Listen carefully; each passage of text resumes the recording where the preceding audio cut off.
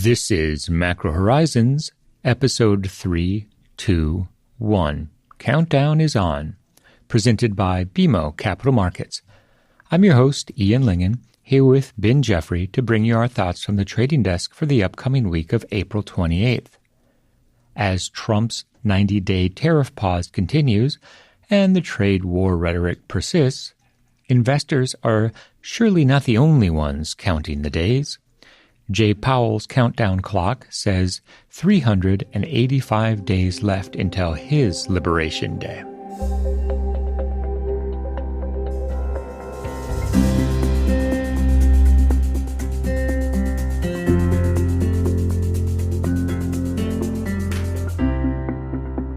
Each week, we offer an updated view on the U.S. rates market and a bad joke or two. But more importantly, the show is centered on responding directly to questions submitted by listeners and clients.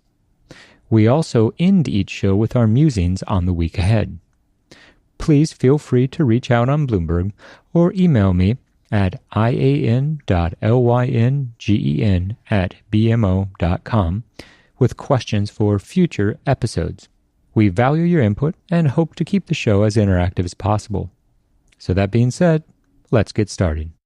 In the week just past, the primary trading impulses for the Treasury market came in the form of the news flow out of Washington, D.C. After stepping up the rhetoric in the trade war against China and starting the conversation with the market about the potential to attempt to fire Powell, the president has since de-escalated on both of those fronts. As a result, the Treasury market, which had been under a reasonable amount of pressure early in the week, found a stabilizing bid, and 10-year yields have returned to the middle of the range. Given the fact that Powell and the FOMC are unlikely to change the prevailing monetary policy stance anytime soon, the 2-year yield remains relatively well anchored to roughly 380. As a result, we've seen the curve transition into being a directional trade. By this, we simply mean that the curve is oscillating between a bull flattener and a bear steepener. This resonates in an environment in which the FOMC is content to retain the wait-and-see mantra until there's clear evidence of how the trade war is going to finally flow through to the real economic data. In addition, during the week just past, the market received some confirmation that the initial fears about a buyer's strike in treasuries might have been somewhat overblown. Specifically, the Treasury Department released its investor allotment data that showed an impressive 18% of the April 10-year auction went to overseas buyers. In addition, the most recent MOF data showed that Japanese investors added over $1 billion in overseas notes and bonds during the week ending April 18th. All of this served to alleviate some of the concerns that foreign investors are actively in the process of de-dollarizing. While we're still only a couple weeks post-Liberation Day, concerns have abated that major reserve managers will be actively divesting treasuries. We'll also make the observation that in the case of nations attempting to negotiate with Trump for a reprieve on tariffs, it might be too early to consider weaponizing their holdings of U.S. treasuries, and instead, demonstrating ongoing participation in the auctions might be the path of least resistance. At least that's one interpretation of the flows in the data that we've seen in the U.S. Treasury market thus far. In addition, we also saw a solid reception to the recent auctions as well, 2s, 5s, and 7s, although frankly the relevance of near to medium-term monetary policy expectations to the front end always implied we'd see decent sponsorship for 2s and 5s.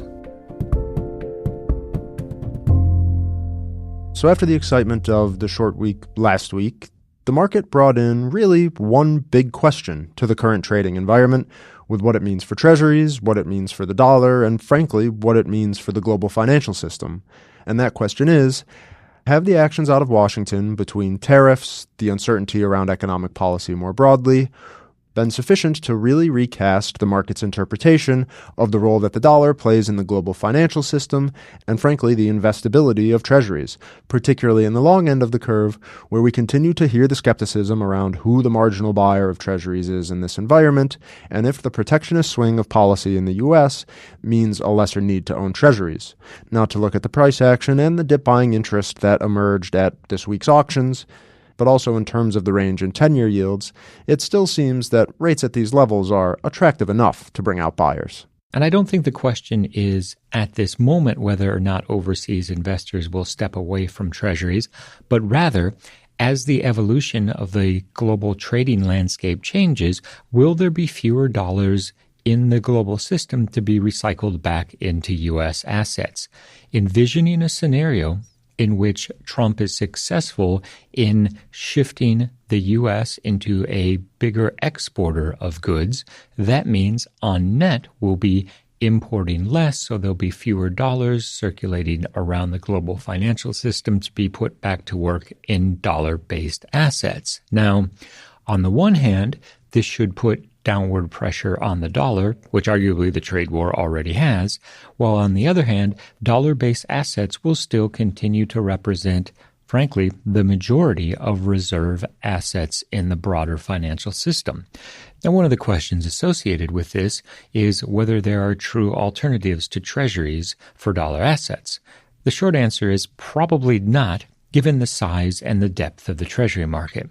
So as long as the U.S. remains a key destination for global trade, it's difficult to imagine the treasury market will lose its underlying bid. Now, clearly at moments, however, there have been episodes in which treasuries trade like a risk asset. For example, the last couple weeks during which the de-dollarization rhetoric began to pick up in earnest, and we saw upward pressure on yields.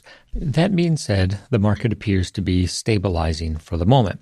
And it's with this backdrop that Trump's actions have been so influential for financial markets more broadly.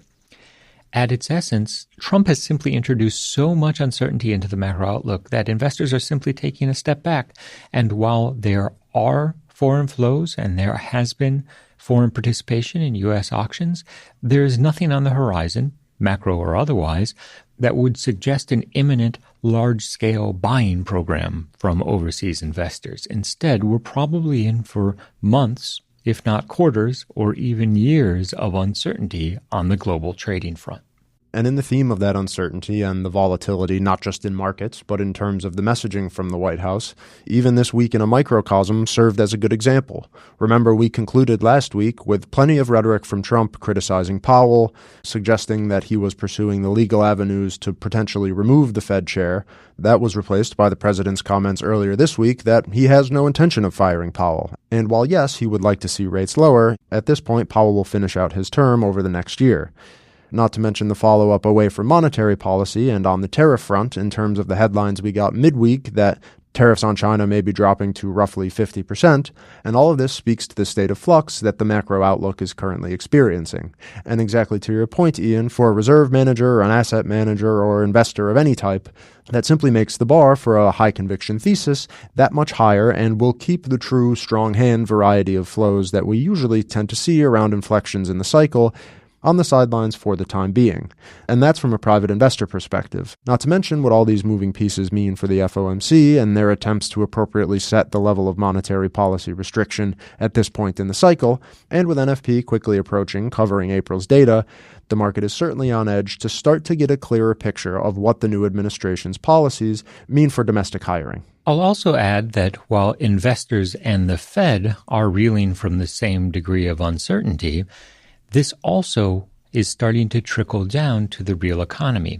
Business leaders are expressing concern about effectively the rules continuing to change out of Washington, and that has made it difficult to make any significant decisions, as evidenced by the recent Beige Book. In moments of uncertainty, expansion plans will be put on hold, firms will be unlikely to expand payrolls in any meaningful way, and all of that will continue to weigh on consumer confidence. And as we watch the fluctuations in risk assets and the implications for the wealth effect, as well as the pace of spending, it's difficult not to be concerned about a more material economic slowdown.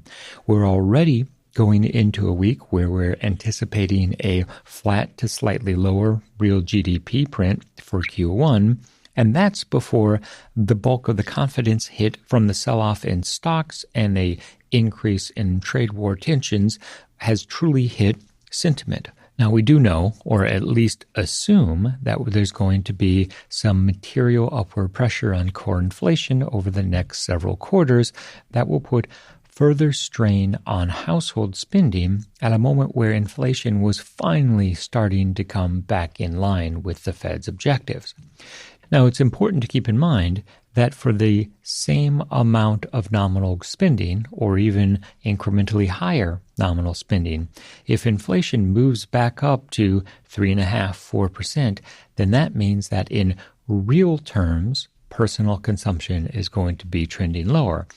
And given that personal consumption represents roughly 68% of U.S. growth, it's difficult to have anything but pessimism for the growth profile in the coming quarters. And that version of the stagflation narrative is exactly what the Fed and the market is grappling with at this moment. Powell's remarks recently acknowledged that right now the dual mandates are in tension with each other because there is the specter of that reacceleration of inflation that you touched on, Ian, while also facing an increased risk of material hiring slowdowns, or even potentially down the line, the necessity for outright job cuts as consumption slows, as revenues thin, and as companies need to make up the gap in the bottom line elsewhere. Now, the recent jobless claims data hasn't suggested at all that that's a near-term risk, but obviously the Fed is trying to set monetary policy over a quarters and years-long time horizon and be cognizant of the longer-term risks facing the economy.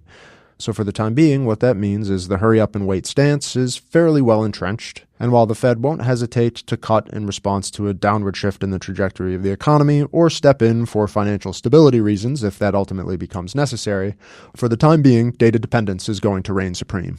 And there's also an argument that Powell has a disincentive to respond to any market turbulence created by Trump simply because it will serve to galvanize Trump's behavior on the trade war side.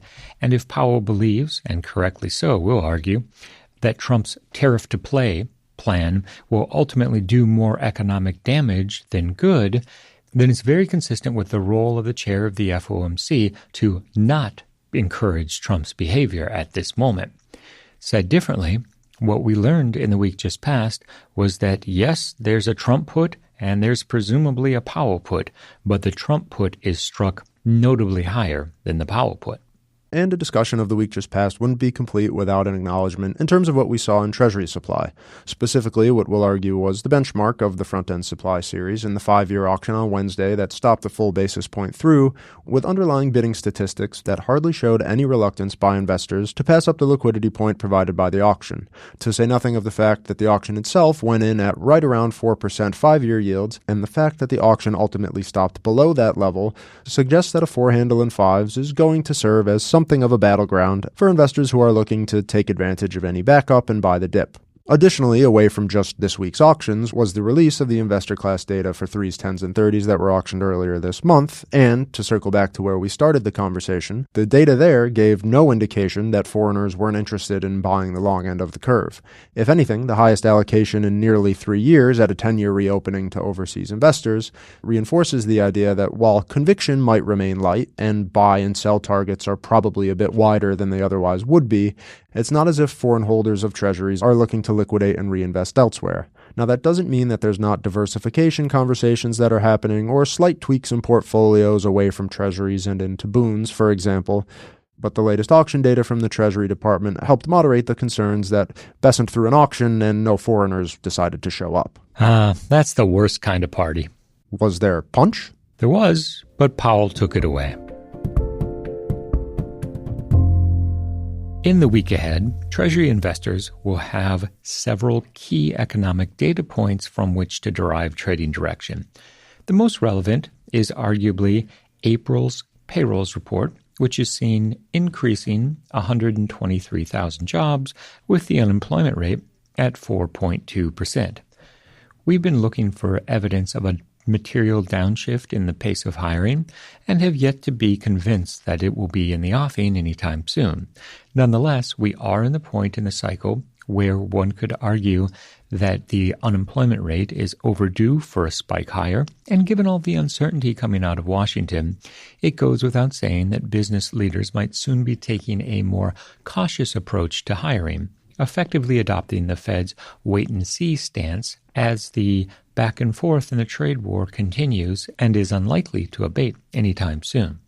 We also get the first look at 2025's growth profile via the Q1 real GDP report.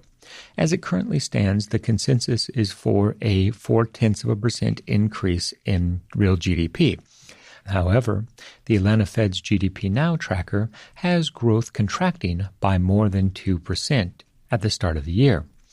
Now, if there is a significant downside surprise on Wednesday, it will most likely be due to the drag from net exports, and that was simply a function of a spike in imported gold as investors hope to get ahead of tariff increases. In addition, we'll also see the March JOLTS data, where we'll be closely watching the quits rate for any evidence of underlying softness in the labor market, as well as the ADP and Challenger reports for April. On the supply side, while there are no coupon auctions scheduled, we do get the refunding announcement from the Treasury Department. Here, we're expecting no change in auction sizes. That means $58 billion 3 years, $42 billion 10 years, and $25 billion 30 years. The recent price action has brought up the potential for the Treasury Department to expand its liquidity program, although it's difficult to point to the recent moves as being a liquidity story per se. Nonetheless, from the perspective of predictability and continuity, using the refunding announcement as the appropriate timing for any changes to the liquidity program certainly does resonate.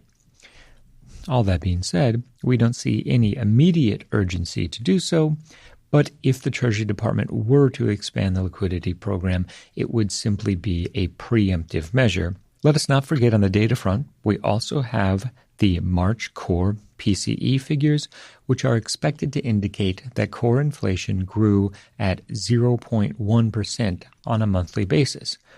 On an unrounded basis, it's a low 0.1, which means that there is a non-zero probability that it prints at 0.0. We've reached the point in this week's episode where we'd like to offer our sincere thanks and condolences to anyone who has managed to make it this far. And as the Treasury Department puts the finishing touches on Wednesday's announcement, all we can say is that we're all counting on Besant to put the fun back in the refunding, as if it ever left.